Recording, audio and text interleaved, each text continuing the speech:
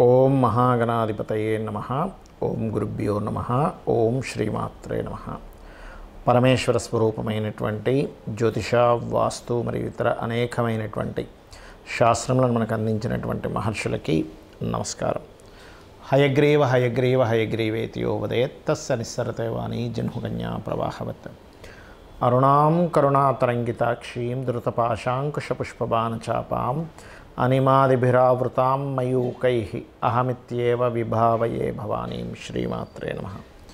ప్రేక్షకులకి ఆ లలితాంబిక అమ్మవారి యొక్క అనుగ్రహం పరిపూర్ణంగా కలగాలని మనస్ఫూర్తి కోరుకుంటూ మనం ఈరోజు చెప్పుకోబోయేటువంటి టాపిక్ 2025 జనవరి మాసంలో ఫలితాలు ఏ విధంగా ఉన్నాయి, మరియు ఏ విషయాల పట్ల మీరు జాగ్రత్తగా ఉండాలి, అదేవిధంగా ఎటువంటి పరిహార మార్గం చేసుకుంటే ఇబ్బంది పడకుండా సంతోషంగా ఉంటాము అనేటువంటి విషయాలు చెప్తుంది నేనైనప్పటికీ కూడా చెప్పిస్తుంది సాక్షాత్ లలిత అమ్మవారిగా భావిస్తూ ఒక్కొక్క లగ్నం తెలియని వారు రాశిరీత్యా చూసుకుందాం. అయితే దీనికంటే ముందు అసలు గ్రహాలు ఎక్కడెక్కడ ఉన్నాయి ఈ జనవరి మాసంలో.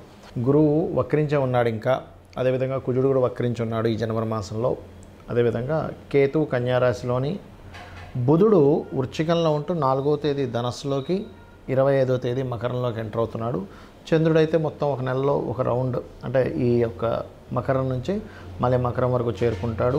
రవి 14వ తేదీ ధనస్సు నుంచి మకరంలోకి, శుక్రుడు శని కుంభరాశిలో ఉన్నాడు. ఈ శుక్రుడు మీనంలోకి రాహువుని చేరుకుంటాడు. రాహు మీనంలో ఉన్నాడు. 28వ తేదీ చేరుకుంటున్నాడు. అంటే ఆల్మోస్ట్ నెల రోజులు మొత్తం శుక్రుడు ఇక్కడే ఉంటాడు. ఈ యొక్క గ్రహస్థితిని అనుసరించి ద్వాదశ లగ్నాల వరకు ఎలా ఉంటుందనే విషయం మనం ఇప్పుడు తెలుసుకుందాం. కర్కాటక లగ్నము, కర్కాటక రాశి. కర్కాటకం వారికి కనుక చూసుకున్నట్లయితే ఇక్కడ మీకు లాభస్థానంలో గురువు ఉన్నాడు. చాలా మటుకు గురుబలం అనేటువంటిది ఉంది. అదేవిధంగా గమనించుకున్నట్లయితే కొన్ని అంటే గతంలో రానటువంటి లాభాలు ఏవైతే ఉన్నాయో కొంచెం బిజినెస్ మూలంగా వచ్చేటువంటి యోగం ఎక్కువగా చూపిస్తుంది. కాకపోతే మీరు 3వ స్థానంలో కేతు యొక్క సంచారం జరుగుతుంది కాబట్టి కమ్యూనికేట్ చేసేటప్పుడు, కాస్త షార్ట్ జర్నీస్ వెళ్ళేటప్పుడు అండ్ ఏదైనా బిజినెస్ అగ్రిమెంట్స్ రాసుకునేటప్పుడు కాస్త చూసి చేసుకోండి. అసలు వాహనం మీద వెళ్ళేటప్పుడు కూడా 4వ అధిపతి శుక్రుడు 8వ స్థానంలో ఉంటూ దాని మీద వక్రించిన కుజుడు యొక్క దృష్టి ఉంది కాబట్టి, అదిగాక లగ్నంలో మీ కుజుడు వక్రించున్నాడు కాబట్టి వాహనాల మీద వెళ్ళేటప్పుడు మీరు కాస్త జాగ్రత్తగా వెళ్ళండి.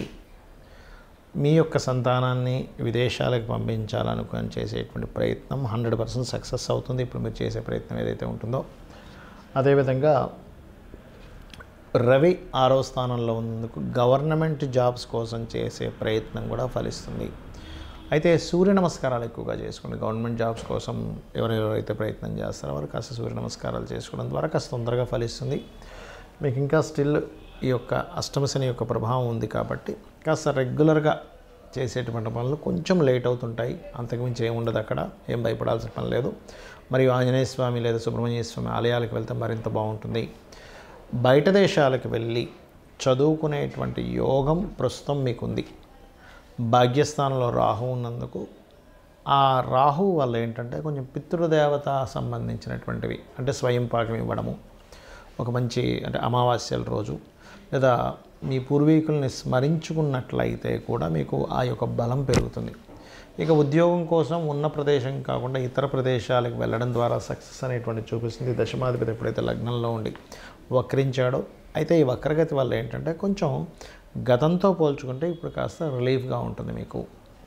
అదేవిధంగా మరొక విషయం ఏంటంటే ఇక్కడ ఈ లాభస్థానంలో గురువు అన్ని విధాల లాభాలను కలిగింపజేస్తుంది. కాకపోతే ఈ వక్రించిన కుజుడు 12లోకి వెళ్తున్నందుకు కాస్త జీవిత భాగస్వామితో కావచ్చు, బిజినెస్ పార్ట్నర్స్తో కావచ్చు తెలియని చిన్న చిన్న ఘర్షణలు, గొడవలు వస్తూ ఉంటాయి. ఈ యొక్క విషయంలో కాస్త జాగ్రత్తగా ఉండండి.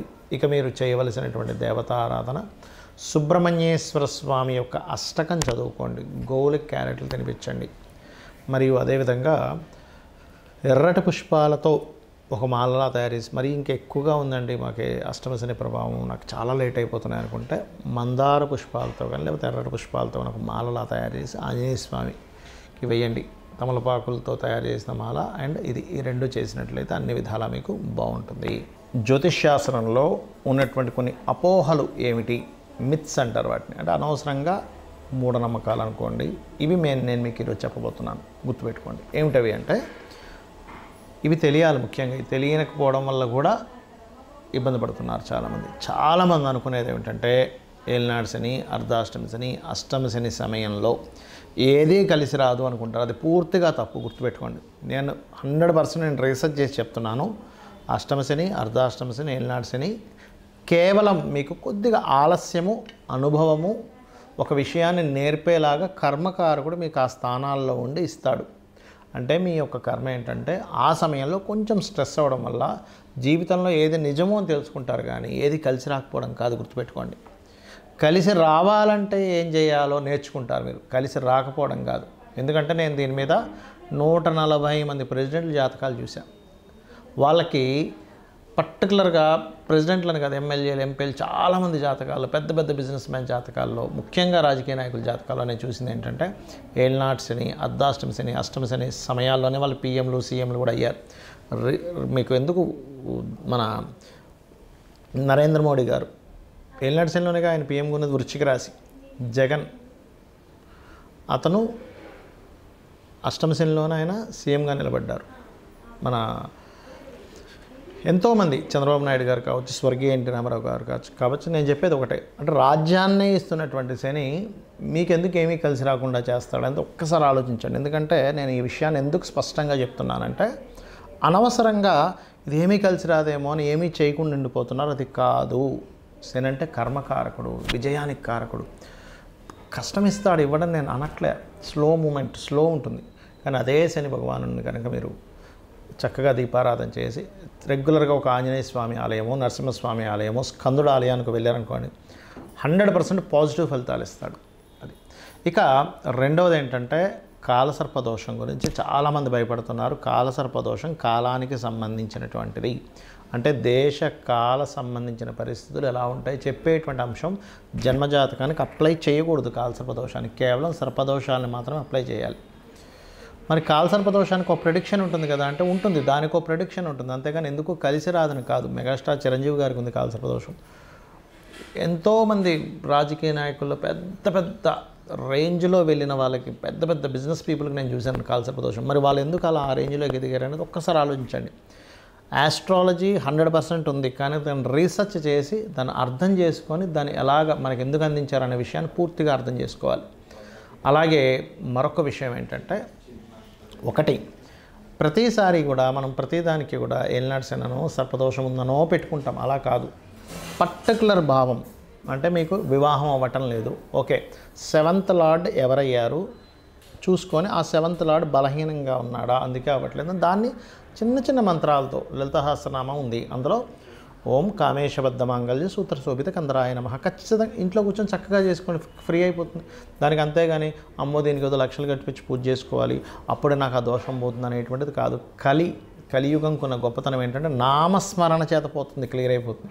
మీ దగ్గర డబ్బులు ఉన్నాయి, నేను చక్కగా పూజ చేయించుకుంటాను, ఇంటికి పురోహితుని పిలిపించి ఒక హోమం చేయించుకుంటానంటే చేయించుకోండి, ఏమీ తప్పు కాదు. అది ధనం ఉంటే చక్కగా ఇంటికి పురోహితుని పిలిపించుకొని చక్కగా పూజ చేసి అతనికి దక్షిణ ఇచ్చి 10 మందికి భోజనాలు పెట్టండి. దానివల్ల ఒక సిస్టమ్ అంటే మనీ సర్క్యులేట్ అవుతుంది, దానివల్ల దేవతలు కూడా ఆనందిస్తారు. నేను కాదనట్లే, కానీ డబ్బులు లేకపోయినా అప్పులు చేసి మాత్రం ఎట్టి పరిస్థితుల్లో మీరు పూజ చేస్తేనే వర్కౌట్ అవుతుందని మాత్రం ఏమీ లేదు. ఎందుకంటే భగవంతుడికి అన్నీ తెలుసు.